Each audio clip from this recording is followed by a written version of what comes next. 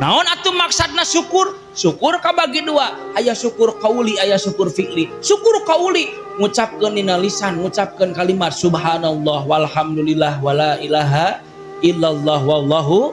Beres salat isya, beres salat maghrib, pernah teu ibu sujud syukur Gusti? Nuhun abdi ge di alam dunya Gusti, dipasihan dosa sakieu ayana Gusti, hampura dosa-dosa abdi Gusti, sujud ka pangeran Gusti. Nuhun dina dinten ayeuna kami dipasihan rizki nu ageng, dipasihan tuang anu sae murang kali abdi sararehat, nuhun Gusti, sujud ka Gusti, minta syukuran ka Allah.